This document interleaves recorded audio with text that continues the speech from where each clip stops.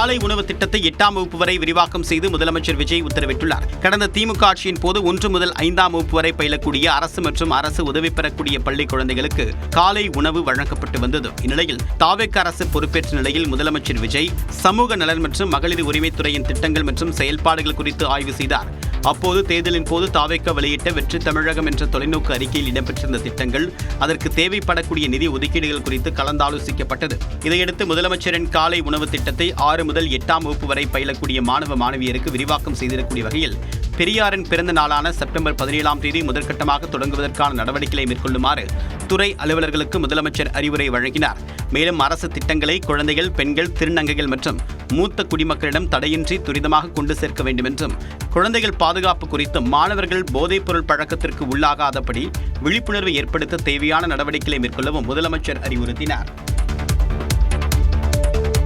ராஜினாமா செய்த 4 அதிமுக சட்டமன்ற உறுப்பினர்களும் தாங்களாகவே முன்வந்து பதவி விலகியதாக அவர்களுக்கு எதிரான வழக்கில் தமிழ்நாடு அரசு தெரிவித்துள்ளது. சட்டப்பேரவையில் கடந்த மாதம் 13ஆம் தேதி நடைபெற்ற விஜய் தலைமையிலான தாவேக அரசு மீதான நம்பிக்கை வாக்கெடுப்பின் போது அரசுக்கு ஆதரவாக அதிமுக சட்டமன்ற உறுப்பினர்கள் 25 பேர் வாக்களித்தனர். பின்னர் மரகதம் குமரவேல், ஜெயக்குமார், சத்யபாமா, இசக்கி சுப்பையா ஆகியோர் தங்களது சட்டமன்ற உறுப்பினர் பதவியை ராஜினாமா செய்துவிட்டு தாவேகாவில் இணைந்தனர். அவர்களின் ராஜினாமா கடிதங்களை சபாநாயகர் ஏற்றதை எதிர்த்து தேசிய மக்கள் சக்தி கட்சி சார்பில் அதன் தலைவர் ML ரவி சென்னை உயர்நீதிமன்றத்தில் வழக்கு தாக்கல் செய்தார். இந்த வழக்கு தலைமை நீதிபதி சுஷு தரவின் தர்மாதிகாரி மற்றும் நீதிபதி அருள்முருகன் அமர்வு முன்பு விசாரணைக்கு வந்தது. அப்போது 4வரின் நடவடிக்கைகளில் அரசியல் சட்ட விதிகள் மீறப்பட்டுள்ளதாகவும் ராஜினாமாவை ரத்து செய்ய வேண்டும் என்று அதிமுக கொறடா அக்ரி கிருஷ்ணமூர்த்தி தரப்பில் வாதிடப்பட்டது. 4 தொகுதிகளுக்கு இடைத்தேர்தல் அறிவிக்க தடை கோரியும் வழக்கு தாக்கல் செய்திருப்பதால் அந்த வழக்கையும் சேர்த்து விசாரணைக்கு எடுக்க வேண்டும் என்று வாதிடப்பட்டது. அப்போது தமிழ்நாடு அரசு தரப்பில் ஆஜரான தலைமை வழக்கறிஞர் விஜய் நாராயணன் ராஜினாமா செய்த 4 பேரும் தாங்களாகவே முன்வந்து பதவி விலகியதாக தெரிவித்தார். இருப்பினும் தகுதி நீக்க நடவடிக்கை தொடர்பாக விளக்கம் கேட்டு அவர்களுக்கு நோட்டீஸ் அனுப்பப்பட்டிருப்பதாகவும் அரசு தலைமை வழக்கறிஞர் குறிப்பிட்டார். இதனையடுத்து விசாரணையை வரும் 17ஆம் தேதிக்கு நீதிபதிகள் ஒத்திவைத்தனர். அமெரிக்கா ஈரான் போர் நிறுத்தம் இந்தியாவில் பெரும் தாக்கத்தை ஏற்படுத்தாது என பொருளாதார நிபுணர் ஆனந்த் ஸ்ரீனிவாசன் தெரிவித்துள்ளார். இந்தியாவோட ப்ராப்ளம் வெறும் இந்த ஈரான் வார் மட்டும் இல்லை. ஈரான் வாருக்கு முன்னாடியே நம்மளோட பொருளாதாரம் கட்டத்தில் இருந்தது. வெளிநாட்டு முதலீட்டாளர்கள் பணத்தை விற்றுட்டு இருந்தாங்க.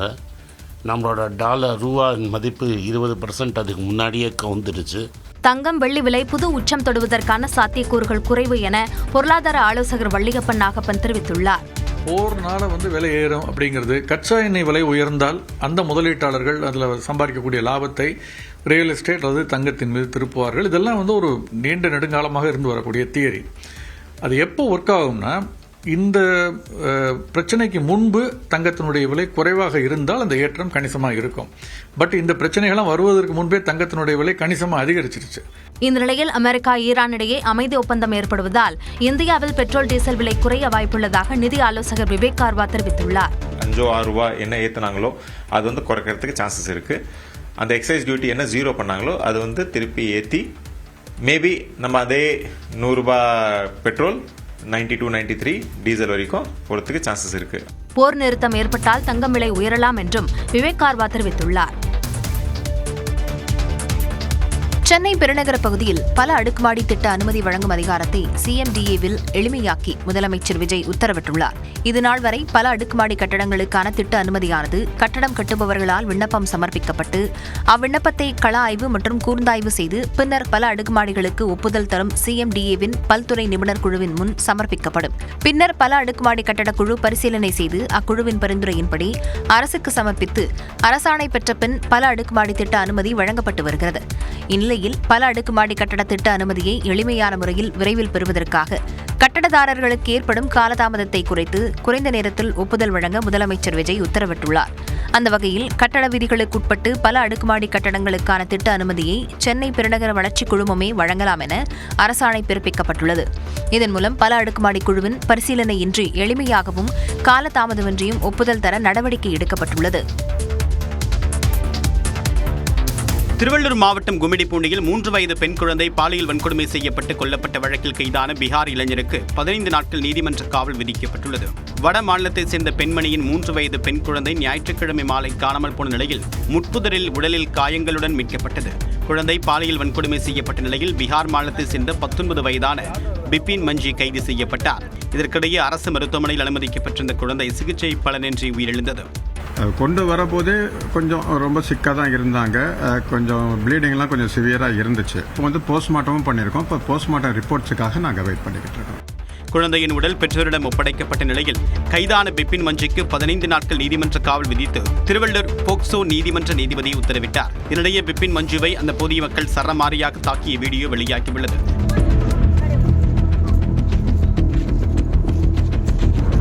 குழந்தை கூட்டு பாலியல் வன்கொடுமை செய்யப்படவில்லை என்றும் இந்த சம்பவத்தில் ஒருவருக்கு தான் தொடர்பு உள்ளது என்றும் காவல்துறை விளக்கம் அளித்துள்ளது. திருவள்ளூர் மாவட்டத்தில் 3 வயது சிறுமி கடத்தப்பட்டு பாலியல் வன்கொடுமை செய்யப்பட்ட சம்பவத்திற்கு அரசியல் கட்சித் தலைவர்கள் கண்டனம் தெரிவித்துள்ளனர். 3 வயது குழந்தையை பாலியல் வன்கொடுமை செய்து புதரில் வீசப்பட்ட சம்பவத்தில் குற்றவாளிக்கு கடும் தண்டனை பெற்றுத்தர வேண்டும் என எதிர்க்கட்சித் தலைவர் உதயநிதி ஸ்டாலின் வலியுறுத்தியுள்ளார். அதே நேரத்தில் 6 மாத ட்ரையல் பீரியட் முடியும் வரை இன்னும் எத்தனை பெண்கள் சிறுமிகள் பாதுகாப்பை இழந்து உயிரை இழக்க வேண்டும் என அதிமுக பொதுச் செயலாளர் எடப்பாடி பழனிசாமி கேள்வி எழுப்பியுள்ளார். ஆட்சி அமைத்து 1 மாதத்திற்கு மேலாகியும் தமிழகத்தில் சட்டம் ஒழுங்கு தீராத பிரச்சனையாக இருப்பது வேதனையை தருவதாக மத்திய அமைச்சர் எல் முருகன் விமர்சித்துள்ளார்.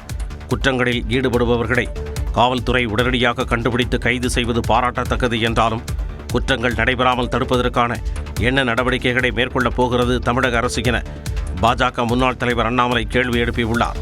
பெண்களுக்கும் குழந்தைகளுக்கும் பாதுகாப்பற்ற மாநிலமாக தமிழ்நாடு உருவெடுத்திருப்பது வேதனையின் உச்சம் என நாம் தமிழர் தலைமை ஒருங்கிணைப்பாளர் சீமான் விமர்சித்துள்ளார். தமிழ்நாட்டை போன்று கேரளாவிலும் அரசு பேருந்துகளில் பெண்களுக்கு இலவச பயணம் அறிமுகப்படுத்தப்பட்டுள்ளது. கேரளாவிலிருந்து கோயம்புத்தூர் உள்ளிட்ட தமிழ்நாட்டில் உள்ள பகுதிகளுக்கு இயக்கப்படும் அரசு பேருந்துகளிலும் பெண்களுக்கு இலவசம் என அறிவிக்கப்பட்டுள்ளதால் தமிழ்நாட்டைச் சேர்ந்த பெண்களும் மகிழ்ச்சி அடைந்துள்ளனர். கேரளாவில் பாலக்காடு, திருச்சூர், கொல்லங்கோடு, நெம்மாரா, மூணார் உட்பட பல பகுதிகளில் இருந்து கோயம்புத்தூர் உக்கடம் பேருந்து நிலையத்திற்கு சாதாரண அரசு பேருந்துகள் இயக்கப்பட்டு வருகின்றன. இந்நிலையில் கேரள அரசின் மகளிருக்கான இலவச பேருந்து சேவையில் கோயம்புத்தூர் உக்கடத்தில் இருந்து கேரளாவுக்கு கட்டணமின்றி பயணிக்க முடியும். இதில் எந்த மாநிலத்தைச் சேர்ந்த பெண்களும் பயணிக்கும் நிலை உள்ளதால் தமிழ்நாட்டைச் சேர்ந்த பெண்களும் பயன்பெறுகின்றனர். எல்லா லேடிஸும் ஃப்ரீ ஆக்கும். தமிழ்நாடு, கேரளா, கர்நாடகா எல்லா லேடிஸும் ஃப்ரீ ஆக்கும். நாங்கள் கேரளா தான். ஸோ ஏறும்போது ஒரு டவுட்டில் தான் ஏறணும், ஏறலாமா வேண்டாமா இல்லை ஃப்ரீயா என்ன அப்படின்ட்டு. பட் அவங்க சொன்னதுக்கப்புறம் அது கன்ஃபார்ம் ஆயிடுச்சு. தமிழ்நாட்டில் எப்பவுமே ஃப்ரீ தான். ஸோ அது வந்துட்டு ரொம்ப இதாக இருந்துச்சு. கேரளாவில் வருமா இல்லையான்னு டவுட்டில் தான் இருந்தோம். இப்போ கேரளாவில் கொடுத்ததுனால எங்களுக்கு ரொம்ப ஹெல்ப்ஃபுல்லாக இருக்கு. முன்னதாக கொல்லத்தில் நடைபெற்ற இத்திட்ட நிகழ்ச்சியின் போது காங்கிரஸ் கட்சியினர் பேருந்துக்குள் பாயசம் வழங்கிக் கொண்டிருந்தனர். அப்போது அமைச்சர் பிந்து கிருஷ்ணாவின் தலையில் எதிர்பாராத விதமாக பாயசம் கொட்டியதால் சலசலப்பு ஏற்பட்டது.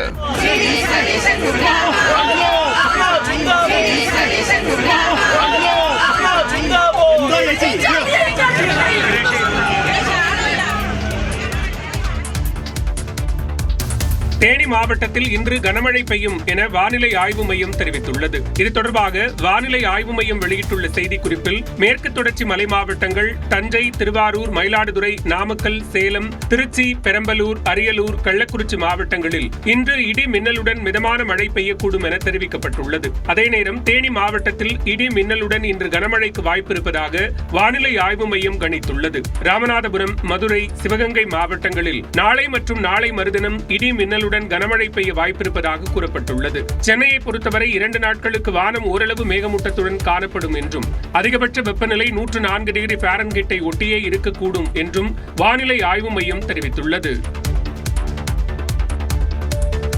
டாஸ்மாக் கடைகளில் காலி மது பாட்டில்களை திரும்பப் பெற ஏஐ மூலம் இயங்கும் தானியங்கி இயந்திரங்களை தமிழக அரசு சோதனை முறையில் அறிமுகப்படுத்தியுள்ளது.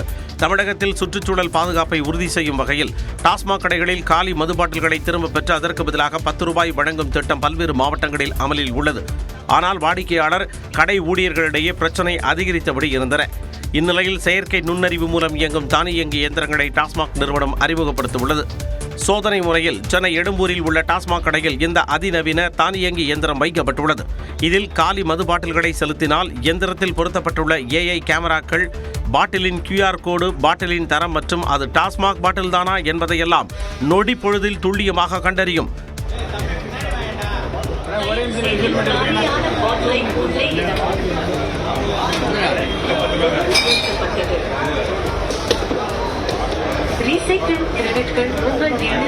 பாட்டில் சரியானதாக இருக்கும் பட்சத்தில் அதற்கான 10 ரூபாய் தொகையை டிஜிட்டல் முறையிலோ அல்லது ரொக்கமாகவோ திரும்ப பெறுவதற்கான வசதிகள் இதில் செய்யப்பட்டுள்ளன. இந்த இயந்திரம் தமிழகம் முழுவதும் உள்ள முக்கிய டாஸ்மாக் கடைகளுக்கும் விரிவுபடுத்தப்படும் என எதிர்பார்க்கப்படுகிறது. முதலமைச்சர் விஜயின் மனைவி சங்கீதா தொடுத்த விவாகரத்து வழக்கு விசாரணையை ஆகஸ்ட் 7ஆம் தேதிக்கு ஒத்திவைத்து செங்கல்பட்டு நீதிமன்றம் உத்தரவிட்டுள்ளது.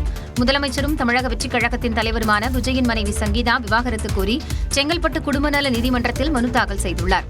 இந்த வழக்கு ஏற்கனவே விசாரணைக்கு வந்தபோது இருவரும் பிரபலமானவர்கள் என்பதால் பாதுகாப்பு நடைமுறைகளை கருத்தில் கொண்டு வீடியோ கான்பரன்ஸ் மூலம் ஆஜராக அனுமதி வழங்க வேண்டும் என்று இருவர் தரப்பிலும் கோரிக்கை விடுக்கப்பட்டது. இந்நிலையில் இந்த வழக்கு மீண்டும் திங்கட்கிழமை விசாரணைக்கு வந்தது. அப்போது சங்கீதா தரப்பு வழக்கறிஞரிடம் இதுவரை வழக்கு குறித்த வக்காலத்து ஏன் தாக்கல் செய்யப்படவில்லை என்று நீதிபதிகள் கேள்வி எழுப்பினர். மேலும் வீடியோ கான்பரன்ஸ் மூலம் ஆஜராக அனுமதி கோரி தாக்கல் செய்யப்பட்டிருந்த மனுக்களை தள்ளுபடி செய்த நீதிபதி மனுதாரர் சங்கீதா மற்றும் எதிர்மனுதாரரான முதலமைச்சர் விஜய் ஆகிய இருவரின் மின்னஞ்சல் முகவரிகளை சமர்ப்பிக்கும்படி உத்தரவிட்டார். அதைத் தொடர்ந்து இந்த வழக்கின் அடுத்த கட்ட விசாரணையை ஆகஸ்ட் 7ஆம் தேதிக்கு ஒத்திவைத்து நீதிபதி உத்தரவிட்டார். விஜய் தற்போது முதலமைச்சராக பதவி வகித்து வரும் நிலையில் அவரது பாதுகாப்பு மற்றும் நிர்வாக பொறுப்புகளை கருத்தில் கொண்டு நேரில் ஆஜராவதிலிருந்து விலக்களிப்பது குறித்து நீதிமன்றம் பரிசீலித்து முடிவெடுக்கும் என்று வழக்கறிஞர்கள் தெரிவித்துள்ளனர்.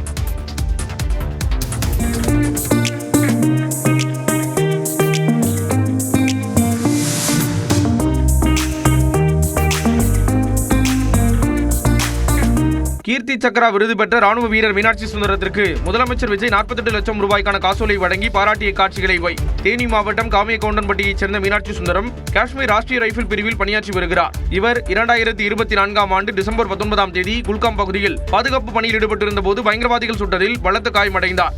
வலது தோள்பட்டை மற்றும் வாய் பகுதியில் குண்டு ஊடுருவிய நிலையிலும் இவர் தொடர்ந்து சண்டையிட்டு 5 பயங்கரவாதிகளை சுட்டுக் கொன்றார். இந்த வீர தீர செயலை பாராட்டி மத்திய அரசு இவருக்கு கீர்த்தி சக்ரா விருது வழங்கி கௌரவித்தது. இந்நிலையில் சென்னை தலைமைச் செயலகத்தில் முதலமைச்சர் விஜயை மீனாட்சி சுந்தரம் தனது குடும்பத்தினருடன் சந்தித்து வாழ்த்து பெற்றார். அப்போது மீனாட்சி சுந்தரத்தின் வீரதீர செயலை பாராட்டி அவருக்கு முதலமைச்சர் 48 லட்சம் ரூபாய்க்கான காசோலை வழங்கினார். இந்த சந்திப்பின் போது ராணுவ வீரரின் குழந்தையை முதலமைச்சர் விஜய் தூக்கி தனது மடியில் வைத்து கொஞ்சினார்.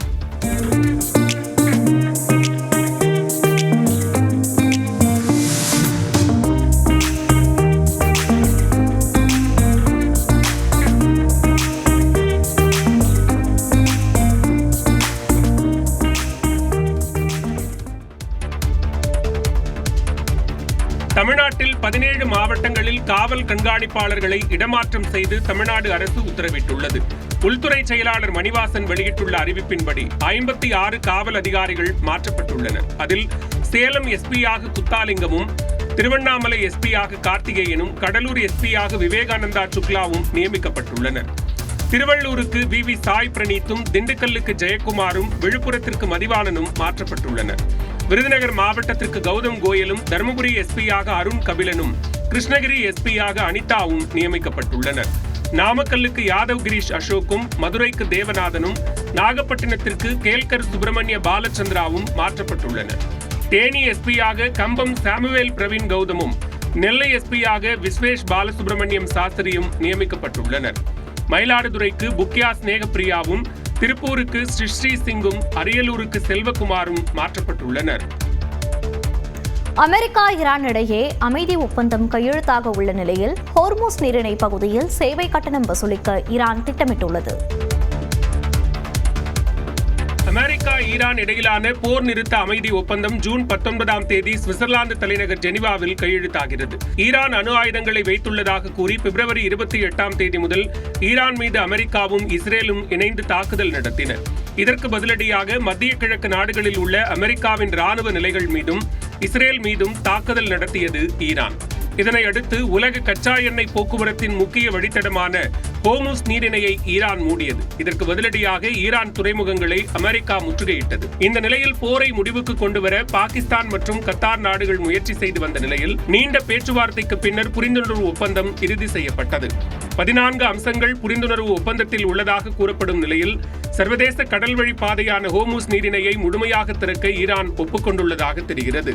இதற்கு பதிலாக ஈரான் துறைமுகங்கள் மீதான கடற்படை முற்றுகையை அமெரிக்கா உடனடியாக விலக்கிக் கொள்கிறது. மேலும் அமெரிக்காவால் முடக்கப்பட்ட ஈரானின் $24 பில்லியன் நிதியும் விடுவிக்கப்பட உள்ளது.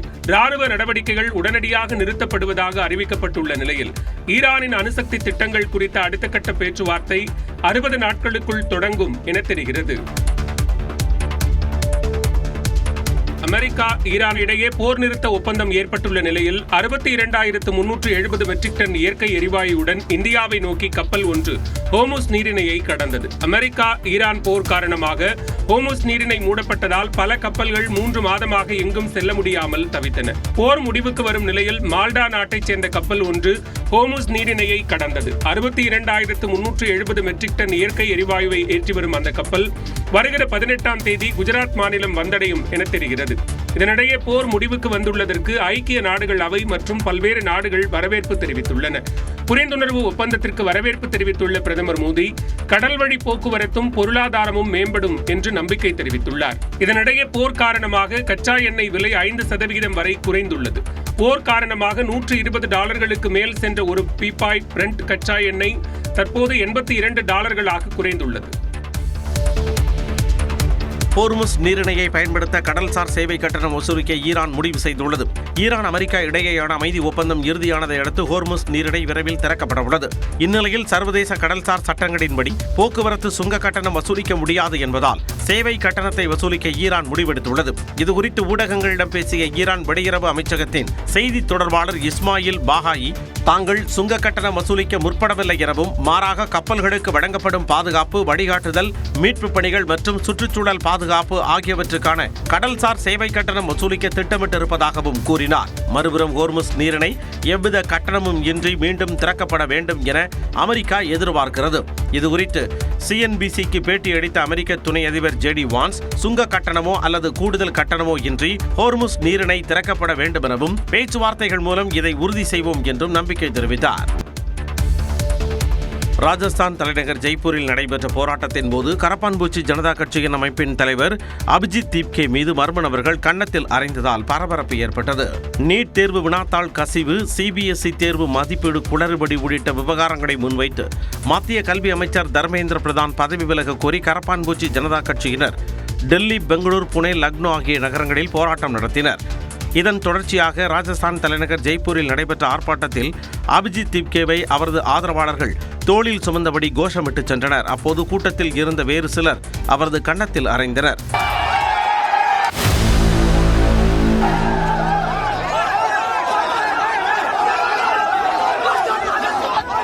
இதனால் அதிர்ச்சியடைந்த அவரது ஆதரவாளர்கள் அவர்களை பிடித்து அடித்து உதைத்தனர்.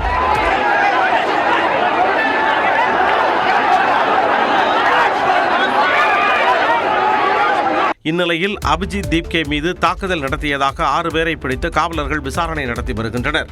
தன் மீதான தாக்குதல் குறித்து கருத்து தெரிவித்த அபிஜித் தீப்கே தங்களை அச்சுறுத்தவும், மிரட்டவும், உண்மையான பிரச்சனையில் இருந்து திசை திருப்பவும் இதுபோன்ற செயல்கள் நடத்தப்படுவதாக கூறினார். நீட் வினாத்தாள் கசிவுக்கு பொறுப்பேற்று மத்திய கல்வி அமைச்சர் தர்மேந்திர பிரதான் பதவி விலக வேண்டும் என்றும் அபிஜித் தீப்கே கூறினார். ராஜஸ்தான் மாநிலத்தில் வீசிய கடுமையான புழுதி புயலால் மக்கள் கடும் அவதிக்குள்ளாகினர். செகாவதி மற்றும் சுரு பகுதிகளில் மணிக்கு 50 முதல் 60 கிலோமீட்டர் வேகத்தில் சுழன்றடித்த பலத்த காற்றினால் வானம் முழுவதும் மண் துகள்கள் நிறைந்து பகலிலேயே இருள் சூழ்ந்தது.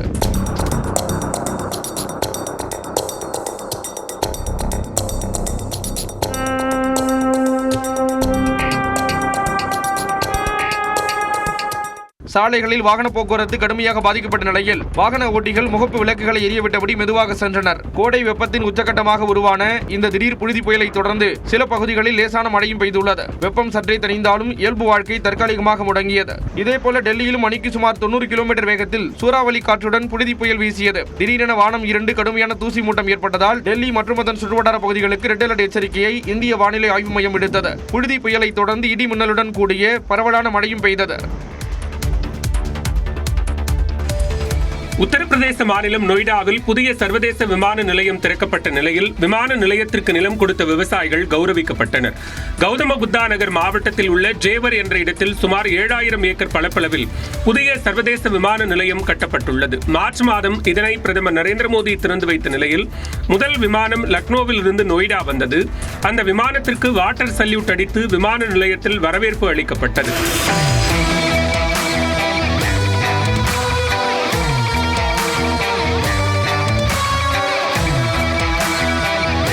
தொடர்ந்து நொய்டாவில் இருந்து லக்னோ புறப்பட்ட விமானத்தில் விமான நிலையத்திற்கு நிலம் அளித்த விவசாயிகள் அழைத்துச் செல்லப்பட்டனர்.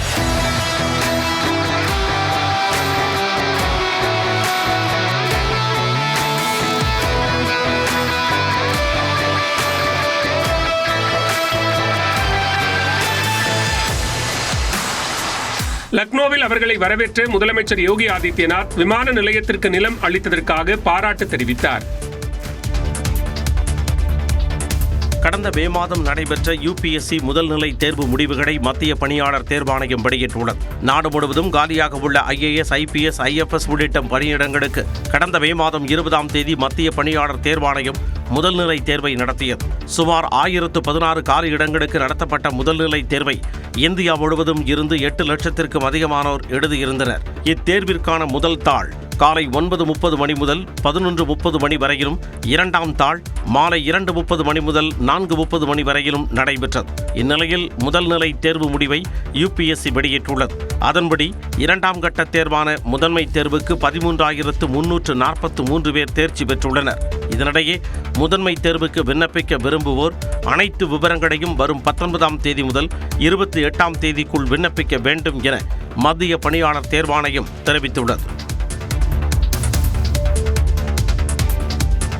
முதலமைச்சர் விஜயை திரைப்பிரபலங்கள் சிம்பு, சிம்ரன், ஷாம் ஆகியோர் நேரில் சந்தித்து வாழ்த்து தெரிவித்தனர். தமிழ் திரைத்துறையின் உச்ச நடிகராக விளங்கிய விஜய் தமிழக வெற்றிக் கழகம் என்ற கட்சி தொடங்கி முதல் தேர்தலையே வெற்றி பெற்று ஆட்சியை கைப்பற்றியுள்ளார். கடந்த மாதம் 10ஆம் தேதி தமிழ்நாடு முதலமைச்சராக விஜய் பதவியேற்றதை அடுத்து திரைப்பிரபலங்கள், அரசியல் தலைவர்கள் உள்ளிட்ட பலர் அவரை நேரில் சந்தித்து வாழ்த்து தெரிவித்து வருகின்றனர். குறிப்பாக முதலமைச்சர் விஜயின் வீட்டிற்கே சென்ற மக்கள் நீதி மய்யம் தலைவரும் நடிகருமான கமல்ஹாசன் அவருக்கு வாழ்த்து கூறினார். தொடர்ந்து தென்னிந்திய நடிகர் சங்க தலைவர் நாசர், பொருளாளர் கார்த்தி, துணைத் தலைவர் பூச்சி முருகன், கருணாஸ் உள்ளிட்டோரும் அவருக்கு பூங்குத்து கொடுத்து வாழ்த்தினர். இந்நிலையில் முதலமைச்சர் விஜயை நேரில் சந்தித்த நடிகர் சிம்பு அவரை ஆரத் தழுவி மகிழ்ச்சியை வெளிப்படுத்தினார். தனது குடும்பத்துடன் முதலமைச்சர் விஜயை சந்தித்த நடிகை சிம்ரன் அன்று முதல் இன்று வரை அவரது அரவணைப்பு, எளிமை மற்றும் நேர்மை துளியும் மாறாமல் அப்படியே இருப்பதாக சமூக வலைதளத்தில் பதிவிட்டுள்ளார். அதேபோல முதலமைச்சர் விஜயை கட்டி அணைத்து நடிகர் ஷாம் அன்பை வெளிப்படுத்தினார். முன்னதாக நடிகை குஷ்பு, இசையமைப்பாளர் தமன் உள்ளிட்டோர் முதலமைச்சர் விஜய்க்கு நேரில் வாழ்த்து கூறியிருந்தது குறிப்பிடத்தக்கது. பிரிட்டனில் 16 வயதிற்குட்பட்ட சிறுவர்கள் இன்ஸ்டாகிராம் உள்ளிட்ட சமூக வலைதளங்களை பயன்படுத்த முழுமையாக தடை விதிக்கப்பட உள்ளதாக அறிவிக்கப்பட்டுள்ளது. இது தொடர்பான அறிவிப்பை பிரிட்டன் பிரதமர் கெய்ர் ஸ்டார்மர் அதிகாரப்பூர்வமாக வெளியிட்டுள்ளார். Today is a big moment for our country. This is a big step. Real change for our children and our future. Because today I can announce that the government will ban access to social media for all children under the age of 16. சிறுவர்களின் மனநலம், உடல்நலம் மற்றும் இணைய பாதுகாப்பை உறுதி செய்வதற்காக இந்த அதிரடி நடவடிக்கை எடுக்கப்பட்டுள்ளதாக தெரிவிக்கப்பட்டுள்ளது. Instagram, Facebook, X, Snapchat, TikTok, YouTube உள்ளிட்ட முன்னணி சமூக ஊடகங்களுக்கும் இந்த தடை பொருந்தும் என தெரிவிக்கப்பட்டுள்ளது. இது மட்டுமல்லாமல் கேமிங், லைவ் ஸ்ட்ரீமிங் மற்றும் அறியாத நபர்களுடன் உரையாடுவது உள்ளிட்ட அம்சங்களுக்கும் கடுமையான கட்டுப்பாடுகள் விதிக்கப்பட உள்ளன. இதற்கான புதிய மசோதா நடப்பாண்டு இறுதிக்குள் நாடாளுமன்றத்தில் தாக்கல் செய்யப்பட்டு அடுத்த ஆண்டு இந்த சட்டம் முழுமையாக அமலுக்கு வரும் என தெரிவிக்கப்பட்டுள்ளது. ஆஸ்திரேலியா, இந்தோனேஷியா, மலேசியா உள்ளிட்ட நாடுகள் ஏற்கனவே இந்த தடையை கொண்டு வந்த நிலையில் அந்த பட்டியலில் தற்போது பிரிட்டனும் இணைந்துள்ளது. உலகக்கோப்பை கால்பந்து தொடரில் ஸ்பெயின் மற்றும் கேப் வெர்டே இடையிலான போட்டி டிராவில் முடிந்தது. 23வது ஃபிஃபா உலகக்கோப்பை தொடர் அமெரிக்கா, மெக்சிகோ, கனடா ஆகிய நாடுகளில் நடைபெற்று வருகிறது. லீக் ஆட்டத்தில் ஹெச் பிரிவில் உள்ள பலம் பொருந்திய ஸ்பெயினுடன் கேப் வெர்டே பலப்பரீட்சை நடத்தியது. பலம் வாய்ந்த அணி என்பதால் ஸ்பெயின் வெற்றி பெறவே அதிக வாய்ப்புகள் இருப்பதாக கருதப்பட்டது. எனினும் களத்தில் எதிர்த்து நின்று போக்கு காட்டிய கேப் வெர்டே கடும் போட்டியை ஏற்படுத்தியது. முதல் பாதியில் இரு அணிகளும் கோல் அடிக்காத சூழலில் இரண்டாம் பாதியில் ஸ்பெயின் கோல் அடித்து போக்கை மாற்றும் என எதிர்பார்க்கப்பட்டது. அதன்படி பந்தை அதிக நேரம் தங்கள் வசம் வைத்திருந்த ஸ்பெயின் 27 முறை கோல் அடிக்க முயன்றது. ஆனால் கேப் வெர்டேவின் கோல் கீப்பர் ஓசின்ஹாவை தாண்டி கோல் அடிக்க முடியாமல் ஸ்பெயின் திணறியது. ஆட்ட நேர முடிவில் இரு அணிகளும் கோல் அடிக்காத நிலையில் கூடுதலாக 5 நிமிடங்கள் வழங்கப்பட்டது. அதிலும் இரு அணிகளும் கோல் அடிக்காததால் போட்டி டிரா ஆனதாக அறிவிக்கப்பட்டு தலா 1 புள்ளிகள் பகிர்ந்தளிக்கப்பட்டது. தனது அறிமுக உலகக்கோப்பை போட்டியில் ஒரு கோல் கூட விழாமல் தடுத்து பல அற்புதமான சேவ்களை செய்த ஓசின்ஹா உலக அளவில் கவனம் ஈர்த்துள்ளார்.